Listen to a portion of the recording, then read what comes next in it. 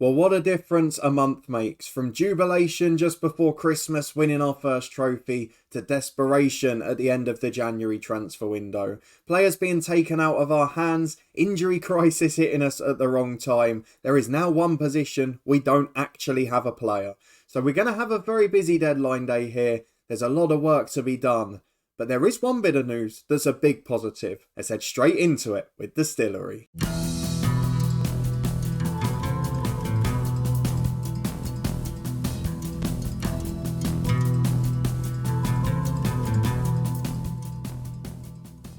Yes, hello and welcome along to part 6 of our Build a Nation story, Lifting Spirits from Distillery with me, Daniel. We are back today for transfer deadline day. We are also back to play Bambridge in a mid-table clash. But look how tight this league still is. We're 7 points from the top. We're 7 points from 9th. One of them fails our objectives and one of them greatly exceeds them. We have got a lot of problems though, as we mentioned in the intro. Injuries for the first time have affected us in the last month, and more importantly, players being recalled, players going out, and big decisions to save the wages. If you're looking forward to all of that, finding out what we've done and who we can add into this squad today, then please do put a thumbs up on the video and subscribe for daily FM23 content.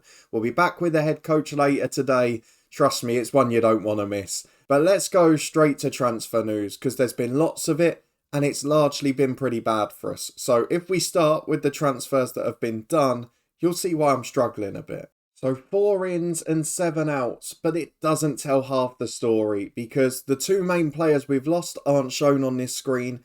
And it also leads to one of the biggest save-defining moments so far. Because if you look at the bottom left, one of the big teams we've loaned some players from is in a slightly different colour font, and we'll talk about why that's so important in a few moments. But firstly, let's go and find the ones that have left the club of importance, because these 7, as great as they were, we know Brendan Bennett was going, and the other 6 don't make a real difference. So let's talk about the ones that do.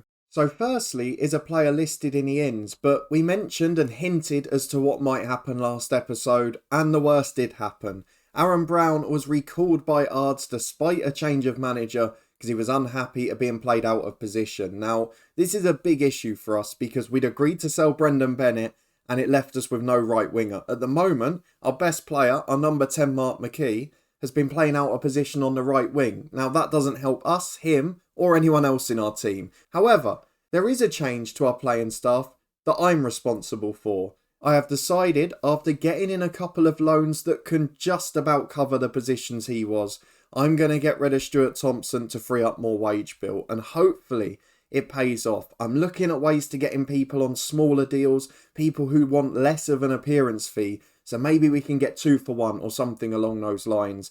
But in the end, it just became a non-priority position for us to have a backup. So Stuart Thompson, the only man who wasn't a regular starter earning a wage, he had to be the one to go. So his appearance fee is off the wage bill. The only issue is we haven't got any backup at left back now. That's the only one we haven't managed to cover.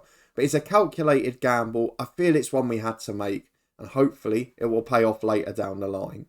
With those 2 out though, amongst all the others from the youth teams, let me get to the ones that have come in. Because it's 4 additions, it's big additions, and it's important for this football club. We do need some more though. So the first one was Lewis Barr. I've mentioned this strategy throughout. We are basically now being forced to go against our will and loan in players from top 2 tier clubs because we haven't got enough money to get people in even on pay-as-you-play deals. Most of the other clubs in this league are offering semi-pro contracts, and despite the fact we're a semi-pro club, we can only offer amateur ones, and as a result, loans are our only way to fill enough squad depth to compete. The first of those was Lewis Barr from Crusaders, naturally fully fit, really good young player, maybe not going to set the world alight, but has become even more important due to injuries. So he's starting at the moment as a Mazzala. He scored a screamer on his debut and he's actually played well, so really thrilled to have him here with us.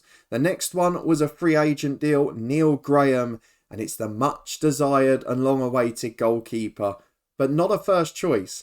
Neil Graham is a 16-year-old who's very similarly rated to Ethan Carey. I've played him in a cup game already, but look at the difference. He's coming on a youth contract for £1 a week, and then when he turns 17, which we can't see yet, his deal for an appearance fee is £15. Now, those are the type of players at first team level we have to get in. If we can get 6 or 7 players on £15 appearance fees, rather than Thompson, who was on 75 or 80, that's going to be season defining for us next year and give us a real chance to compete with a bigger squad. So really pleased to get him in. Hopefully he can develop. We've got decent facilities here. And then the big moment came. Because you can see Linfield, there is a different colour font. And that is because at the 4th time of asking, the board finally agreed to give us an affiliate club, or a senior affiliate I should say.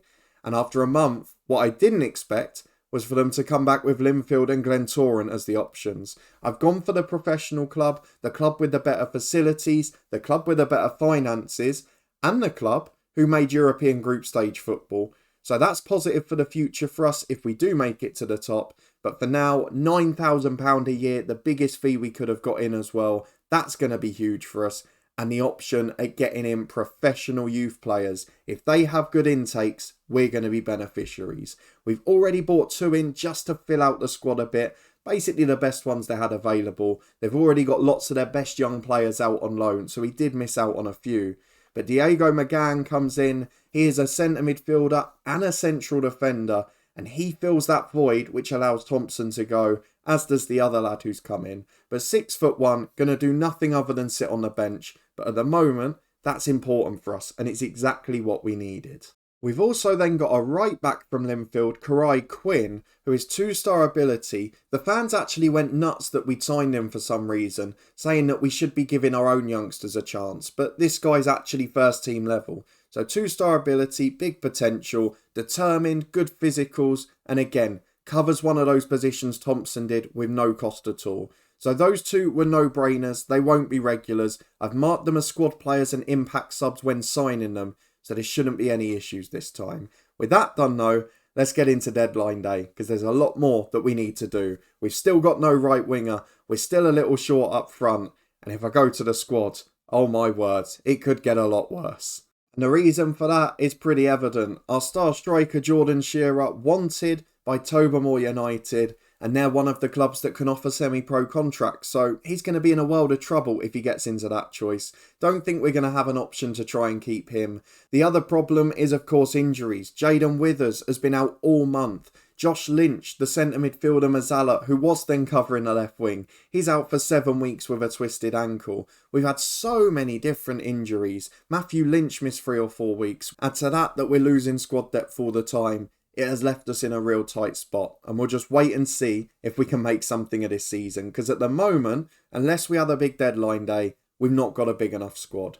What is also positive though is that Matthew Lynch and Grimley, the centre half, the 2 others on pay-as-you-play deals, it's not a lot, but they both accepted new terms which were £10 a week less. So for Lynch, it's £10 less an appearance fee, £1 less for his unused sub fee, and for Grimley, it's £5 less on his appearance fee and £1 less on his unused sub fee. So not a huge amount, but helps us for the season. And in the summer, we're going to have to make very big decisions. Let's go and get into deadline day though. There are some deals pending that I'm trying to pull off. We've been rejected for loan deals for both Livingston, a right winger from Larne, and McKiernan, a striker from Carrick. Both of them popped up in scout reports, but we're going for it again. Hopefully deadline day makes the difference. And of course, as you can see, we're going in for Aaron Brown. It will be the rest of our wage budget. It will take us up for the season. But looking at where we're short at the minute, it seems like we have to do it. Nothing else inspiring popping up just yet, but the recruitment focuses are in place. Now let's see what the day delivers. Right, first news of the day at 11:15. The Larne winger Kai Livingston has rejected us again. So I've desperately gone to the director of football. I've said, what can you offer me? Who do you think we can get on loan? And he suggested this guy from Newry. Now, he's made a few sub-appearances in the league. He's rated 3.5 stars there. But as you can see, we've got no scouting knowledge of most of his attributes. But I'm desperate. We've got no right winger whatsoever. No one can even play that accomplished in our squad. So I've got no choice. I've got to try and sign blind. We're going to offer him his favoured position, his favoured role, which is exactly what we play anyway. But fingers crossed he comes in and he's a pleasant surprise. Because Andy McCulloch, with his judgment of 6 and 5, is being relied on here to deliver the goods. And at the moment, That is the man we're pinning our hopes on. I am going to look for a free transfer just in case. Fingers crossed we can find someone good. Josh Boyd, well, maybe. Maybe. What sort of terms does he want? He wants to be a fringe player and he wants to earn, 30 quid appearance fee.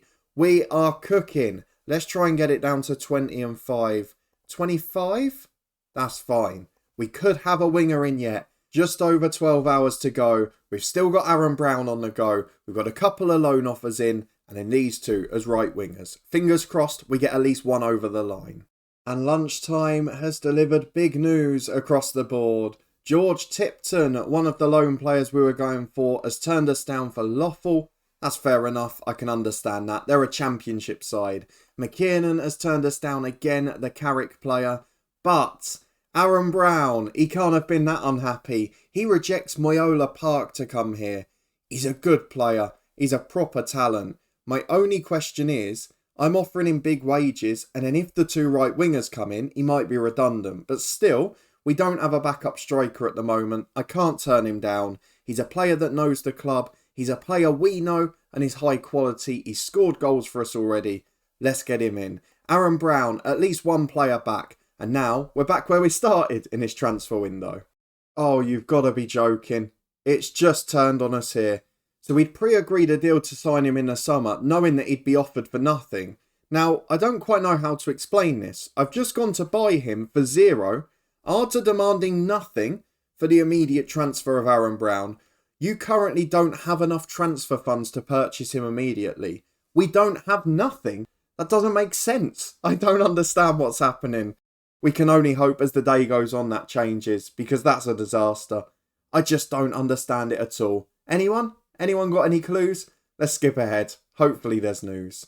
Right, if the worst happens, there is now at least some good news still. Both Healy and Boyd have agreed to join, so we've got a right winger regardless. Let's get them both in. Healy's a blind nothing transfer. We have no idea what his key attributes are like. And Boyd, well, we know he's a good young player and he doesn't want much of an appearance fee. So at the moment, those two look pretty good for us. We'll get them into the club and then see if there's anything we can do about Aaron Brown today. Because the fact they're saying we haven't got zero to pay for him, I really don't get. Hopefully, it's not a glitch that's going to cost us. Right then, both Healy and Boyd have joined the club, and Healy looks a pleasant surprise. 2.5-star ability, 5-star potential. It's all about those key attributes. I mean, it can't be worse than Brendan Bennett's were, but let's go and have a look at him. We'll ask Warnock to welcome the lad as well. He is happy to do that. What about Healy? His report is okay, same as Boyd, incidentally. Oh, that's not bad at all. He's fairly quick, he's naturally fit, and he's got decent first touch, passing, technique, dribbling and crossing. I mean, that's all we could ask for. Not the best mentally or off the ball, but as a winger, I mean, that's as good as what we've had all season. So very happy with him. Nuri have delivered us a lone star. But what about Boyd, who was rated the same? 23-year-old, 2.5 ability, 4.5 potential. He is listed as a fringe player. And of course, we've got to pay him. So if he's not better, he's not going to play. But Josh Boyd, what are you like at 23 years of age? Let's have a look at him. Not bad. I will say not bad. I would probably just edge Healy because he's better crossing the ball. He's better at beating his man. He's a bit more balanced physically. But Boyd is slightly better off the ball. He's slightly quicker. It gives us two very good options. So Healy probably starts to save money. And then Boyd, when we need to, we can bring him in. Particularly with all those cup games and league games now coming thick and fast. We'll get McKee to welcome him. And now I'm going to try and be sneaky. It's something one of you mentioned in the comments earlier in the season. And I didn't want to do it because we were going to be relying on these players for the year. But now, the January window's about to close. Do we have to take a hit on the scouting? If I move this budget down and get it into the transfer one, then surely we can get Aaron Brown too. Let's give it a try. We can bring the transfer budget up by £750 and the scouting budget obviously down the same amount. I'm just going to try it, see if it works. Now let's skip to the Aaron Brown Buy Now page and hope we get some luck. It's party time. It has worked. We have now got the £0 required. So it was obviously just slightly more than zero, wasn't it? But we can buy Aaron Brown. We can make this a very good deadline day. And I am now very excited about what the season brings because we filled most of the voids. We're back to the depth we had pre-January. And despite some of the injuries which were leading to a crisis, we can now get McKee back in his best position and we can get some good players into the team. Aaron Brown, we know all about his 2.5-star ability. He'll now be our backup striker, our backup winger, and he might even start a few games too because we know the talent the boy's got. With that out the way though, I think deadline day's probably over because I don't plan on us signing anyone else. If a great loanee pops up then brilliant, but for now, I think it's job done. We've got a slight problem here because I think we've just found a game-breaking glitch. I've signed Aaron Brown and he is now not allowing us to continue because it says he's not currently prepared to start these talks after the previous failed attempt. I've exited, I've pressed respond again, and we are stuck in a loop. Let me just see if there's anything on the transfer screen. So I think I'm going to have to go back and refuse to sign Aaron Brown because it's the only way I can actually continue this save. What a disaster. I knew it was too good to be true. Well, third time lucky apparently. I did it a second time, it didn't work. The third time it's fine. So Aaron Brown is now into the club. 4 o'clock, and after all of that drama, I think we need a lie down. There's one more loan offer from Linfield in, but I'm not sure if they're going to come in yet. Well, there is a little bit of irony to this. That one further player has now agreed to join from Linfield, and after all the drama, it might make the Aaron Brown signing obsolete because Leon Boyd is coming in on a free in terms of wages for the next 6 months. And he is a cracking young striker by the looks of it. The scouts have rated him 4.5 star, but again, there's a lot of key attributes missing. So let's get him in, see what he's like, and then we can have a laugh about it after. Well, the transfer window is closed and Leon Boyd was our last man in. 3-star ability. He looks better than Aaron Brown on paper and his finishing's excellent. He's not composed, he's not great off the ball. He's a proper poacher, he's a proper goal scorer, and he'll definitely play a role for us, certainly off the bench. And if Shearer goes, at least then we've got 2 good strikers still, because that could happen at any point as an amateur. Let's ask Aaron Smith to welcome him, let's get him on board. But overall, that deadline day is as good as it could have been. No one else goes out yet. Jordan Shearer, still wanted. We'll keep an eye on that one. Now Portstewart and Police Service Northern Ireland. We've got a big game against Bambridge on Saturday. And we're now in a much better position to take it on. And it's fitness test time. But first, Jaden Withers is back to full fitness and training. But his condition's slightly off. So we're probably going to leave him at least on the bench for today. Josh Lynch still a few weeks away. But everyone else is pretty much there. Let's go and get through the tactical meeting. Pick our first 11 for today. This is going to be a huge one. We'll talk about the fixtures off camera. And then we'll get into this game. So with the team selected, let me very quickly show you our form coming into this match. We started after that cup final win, the last game of 2022, with a 3-0 win at home to Bangor in the first game of January. Aaron Brown on what was his final appearance in his last stint, alongside Jordan Shearer and Craig Farquhar with the goals. We then lost 2-1 to second tier Ballyclare in the cup. Jordan Shearer got us an equaliser, but late on, Calvin McCurry, who I think we managed at Cliftonville in FM20, managed to pop up with a winner for them. A 2-1 defeat followed in a league at Portstewart. Croskery coming in for his debut for the host, someone we'd looked at but couldn't afford, and he scored a brace after Lewis Barr's early screamer. But we did bounce back in the Intermediate Cup, a 5-3 win against Colin Valley. It was Bobby Robinson, Mark McKee, and a hat-trick from Piers McVarnock. And then last time out, the grittiest of 1-0 wins. We don't get many of them in a league with this team, but against Queen's University, bottom of the league, but under new management. We stopped the bounce. Mark McKee took to the 90th minute and he popped up with a lovely curling finish. So into this one we go, and this is the team I've gone for. Aaron Brown is coming in on the left because Bobby Robinson has been poor and Jaden Withers is not fully fit. So he will come in as an inverted winger. Healy's in on the right for his debut. McKee's back as the number 10. And Jordan Shearer up front. That's the attacking end of the team. At the back, it's much more stable. Carey in goal. Smith and Warnock the fullbacks with Farquhar and Grimley the usual centre-halves. And then Lewis Barr is in alongside Matthew Lynch. And then on the bench, loads of new faces. Both Josh and Leon Boyd, McGann, Corai Quinn, Withers back from injury, then Ballantyne and McVarnock. Just missing out today, the injured Josh Lynch. Curly's out of the squad for good now. and Clougherty and Robinson drop out too. So let's go and get into the Bambridge game and hope we can pick up a positive result. And here we go, one change for the hosts, more than that for us. Let's tell the lads that we want to make a difference, we want to win. Let's see if you can do it. The goalkeeper's motivated, no one else is. So let's kick off. Into the first half we go. Let's make this a night to remember. And early doors, we've got a free kick from Miles out with Mark McKee. Tip wide of the post. The free kicks, definitely the biggest issue in this year's game. It's even worse than last year. They're all hitting the target. And that one nearly went in as McKee's corner finds Farquhar, headed away at the back stick. Positive start for Lisbon Distillery. 2 minutes gone though, and it's still goalless. Well, it's been a pretty average game this. The hosts have actually come back into it. We're struggling to create chances now. And here they come down the left-hand side with Downey, who goes all the way back to his keeper. Bit of a bizarre choice, but still. Brady has the ball in goal. Plays out to Higgins. I will say for this side, they're probably one of the few trying to play a bit more football that we've seen this year. That one's long over the top. It's going straight through. What's Grimley done? Oh, Carey's let it in as well. That is absolutely awful play all round. Grimley misjudges it. Just stops running for some reason. And then Carey palms it in with an awful attempt at a save. It is not a good look, and it's not a good way to end the half, because after a very positive start to this match, we've fallen away massively. And we all know how weak we are at the start of second half, so it doesn't look like it's getting any better. This is a really poor performance, not like us. We've got a few motivated and on board. Let's see how they react. We'll give it 15 minutes, and then it might be the game changers. Right, a quarter of the game to go. We're actually dominating the stats now. I don't really work out how we've had 4 shots on target, 6 shots, and an expected goals of 0.08. Something doesn't quite add up there.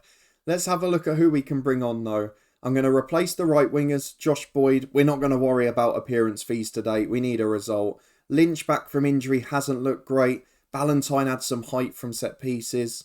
Aaron Brown again struggled to get into the game. So for him, we'll go for a winger on support for Withers. Come back and save us after injury.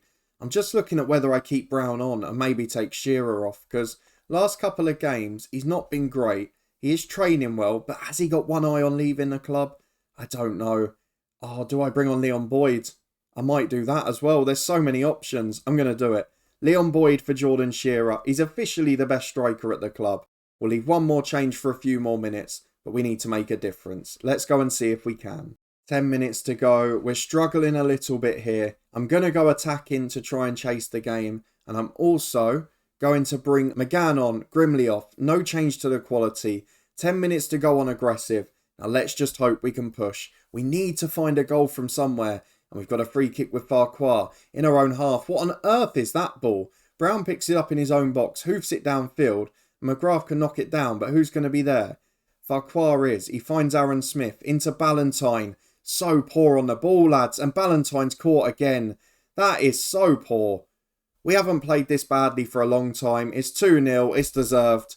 And you know what? That's a wake-up call. Yes, there's a few new lads settling in. Yes, there's a few that I've maybe rushed back from injury.